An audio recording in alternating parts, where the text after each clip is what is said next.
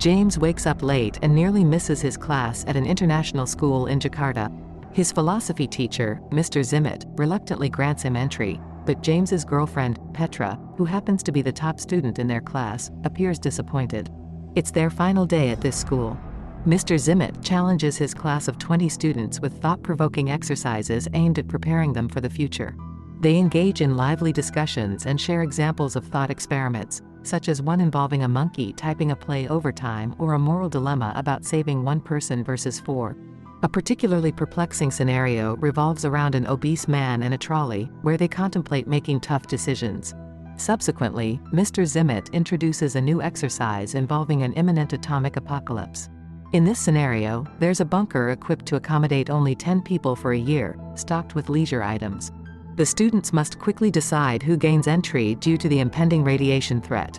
Initially, Petra declines participation, but Mr. Zimit coerces her by threatening to lower James's grades. She reluctantly agrees to join.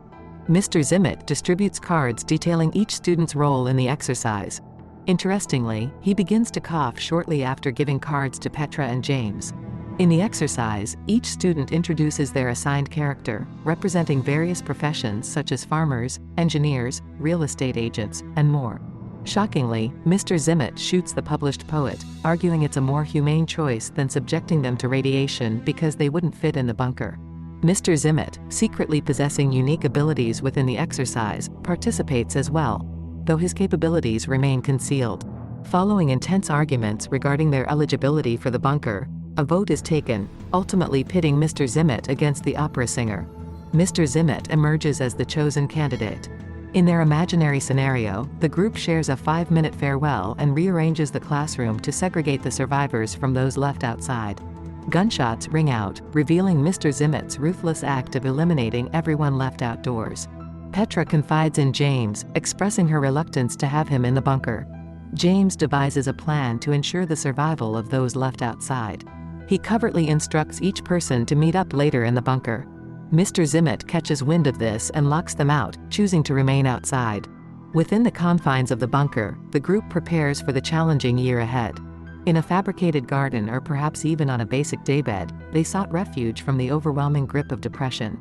James eventually found comfort on that bed, in the presence of Petra, asserting that with her beside him, he could withstand any adversity. As exhaustion weighed heavily on James, Petra decided to check on Zimit.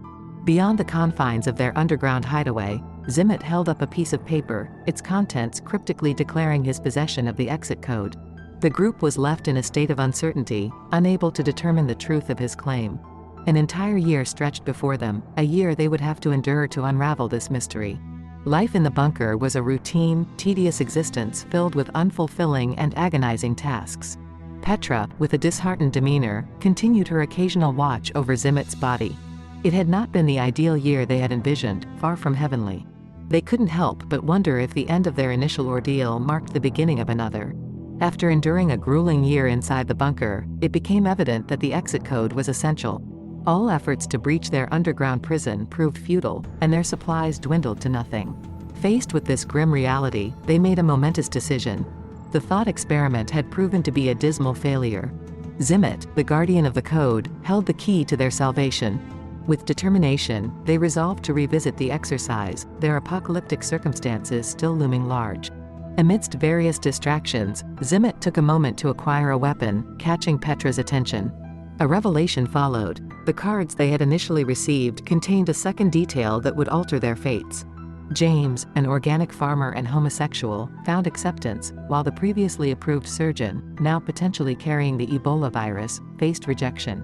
Harsh words were exchanged, and Zimit's logic was criticized. A hedge fund manager, bearing a bag of gold, was granted acceptance, with the added bonus of being a potential childbearer. The carpenter, despite his infertility, gained entry. Petra, in addition to her other skills, was revealed to be an electrical engineer, while an electrician with a rare disease faced rejection. Psychotherapists were deemed ineligible for parenthood.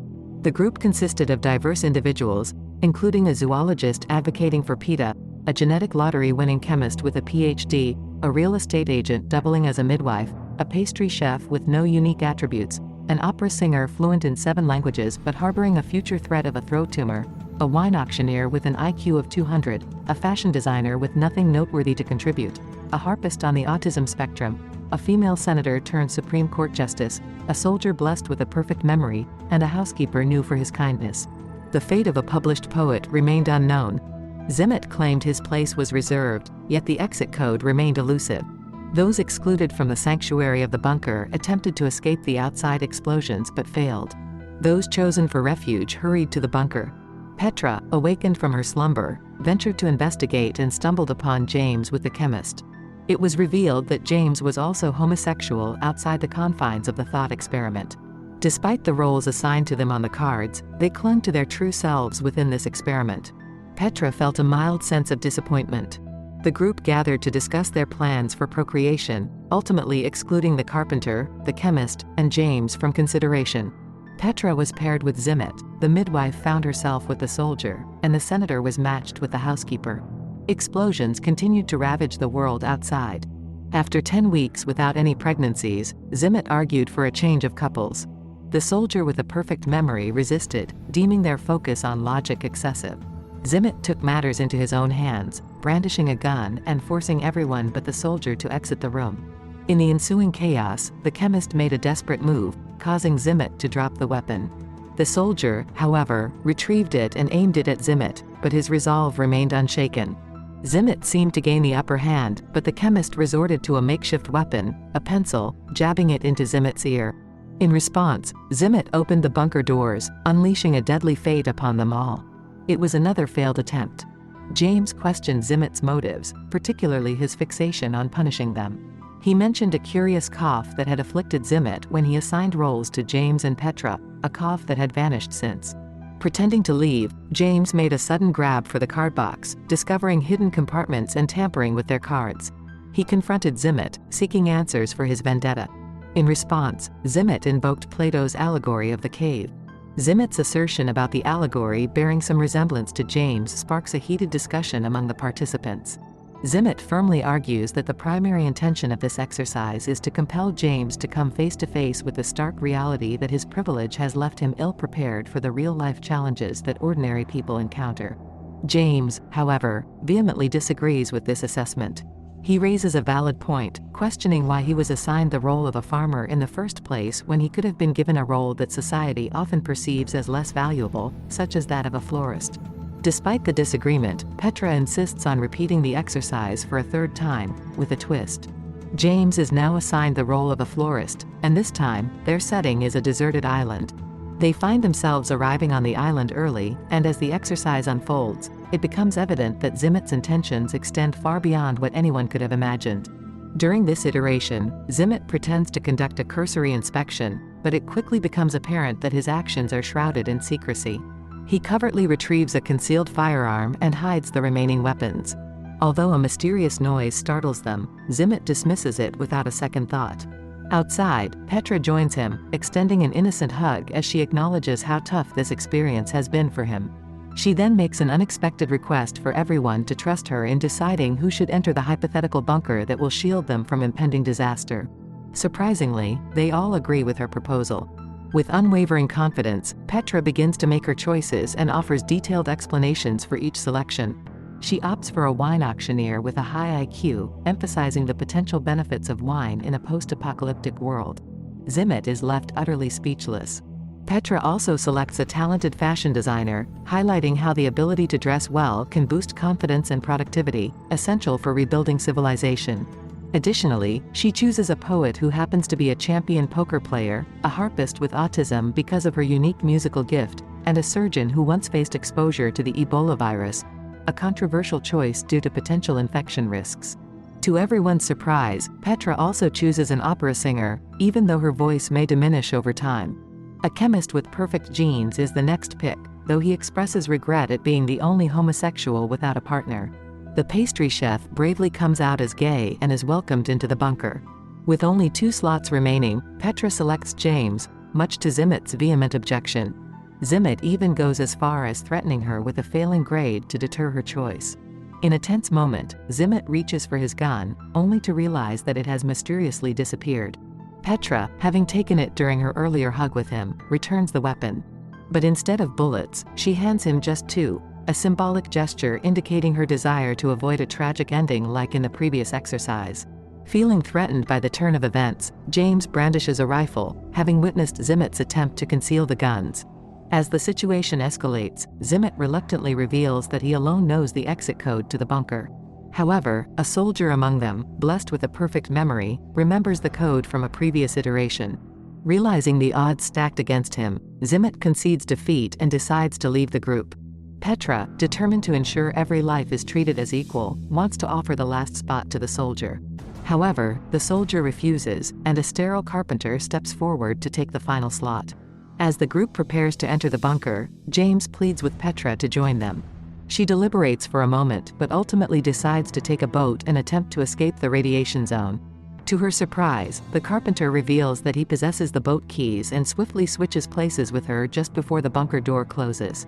The rest of the group rushes to the boat, eager to leave the island behind.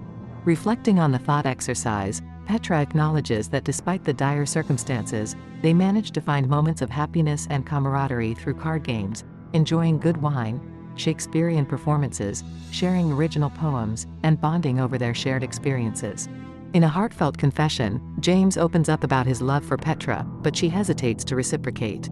In an effort to enhance their daily lives, Petra creates a beautiful harp for the gifted harpist, and their evenings become enchanting thanks to the opera singer's mesmerizing performances. The once dreary bunker transforms into a place of enjoyment and creativity, offering solace in the midst of uncertainty. However, when the time comes for them to leave the bunker, they make a shocking discovery: the bombs they believed were imminent never fell. Zimit is convinced that they are doomed, lacking the necessary technical skills to survive on the island. Petra, on the other hand, argues that they should make the most of the time they have left and embrace death when it inevitably arrives. In a desperate bid to escape their predicament, Zimit attempts to detonate a rocket, but Petra intervenes. She reveals that she discovered a hidden cave on the island, providing them with protection from the radiation for the past year. A tense standoff ensues as Zimit threatens to use his last bullet on James. However, the other survivors stand united, blocking his path. In a climactic moment, they press the detonation button, causing a massive explosion. Back in the classroom, Zimit is consumed by shame and regret over the intense thought exercise. In a revealing flashback, it is shown that the carpenter in the group had chosen a different path in his thought exercise, finding himself in the company of 6 women, as the other 3 males met unfortunate fates. He argues that being infertile doesn't preclude them from enjoying pair yoga exercises, prompting the chemist to praise his unique perspective. After the thought exercise session concludes, everyone departs from the classroom, leaving only Petra behind. She confronts Zimit, revealing the truth about their affair and challenging his perception of James. Zimit continues to believe that James is beneath Petra, but she asserts that intelligence isn't the sole determinant of worth and declares her love for James. In a poignant moment, Petra shares a final kiss with Zimit and leaves the room. The film concludes with Zimit alone in the school, immersed in numerous thought exercises as he contemplates the possibility of ending his own life, haunted by the profound impact of the thought experiment on himself and his students.